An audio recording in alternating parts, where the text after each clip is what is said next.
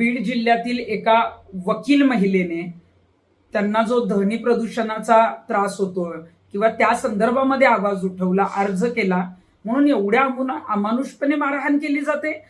पाठीवर वळ, त्यांचे फोटो आपण बघतोय. एवढ्या क्रूर पद्धतीनं अजूनही बीडमध्ये जे आहे ते गुन्हेगारी सुरू आहे. आपण संतोष देशमुखांना मारताना जे आहे ते काही फोटो बघितले होते आणि तेव्हा महाराष्ट्र हळहळला होता. एका महिलेवर पण अशा पद्धतीनं जे आहे ते क्रूरपणे आता तिथे जे आहे ती मारहाण केली जाते. त्या आरोपींवर गुन्हा दाखल झालेलाच आहे, परंतु ताबडतोब त्यांच्यावर जे आहे ती त्यांना अटक झाली पाहिजे आणि त्यांच्यावर जी आहे ती कडक कारवाई होणं गरजेचं आहे. पण नेमकं बीड जिल्ह्यामध्ये गेले 4 महिने झालं संतोष देशमुखांच्या हत्येनंतर राज्यात हे प्रकरण गाजतंय. देशभरात त्याची चर्चा होतीये.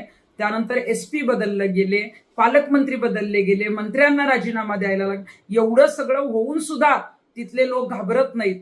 मग नेमकं आता काय केलं पाहिजे? कारण एवढं सगळं होऊन ना अजितदादांचा तिथं दरार आहे, ना नवनीत कावत साहेबांना तिथं लोक घाबरतायत. धनंजय मुंडेंनी तर राजीनामा दिलेला आहे, पण एवढी हिंमत अजूनही तिथले सरपंच, तिथले अनेक लोक, परवाही एका पदाधिकाऱ्यावर सपासप वार करण्यात आले. ही क्रूरता का वाढत चाललेली आहे? आणि हे जे प्रवृत्ती आहे ही मुळासकट नष्ट करण्यासाठी आता राज्य सरकारने पावलं उचलणं गरजेचं आहे. आणि या महिलेला मात्र ताबडतोब या आरोपींना अटक करून त्यांच्यावर कडक कारवाई करून न्याय देणं गरजेचं आहे. चाटे स्कूल प्री प्रायमरी पासूनच करून घेतं फाउंडेशन पक्क करण्याची तयारी.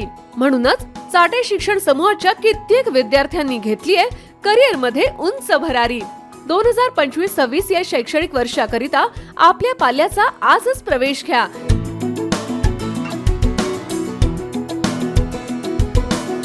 प्रवेशासाठी पत्ता Shri park society, Balaji hospital समोर, खराडी बायपास, पुणे 14.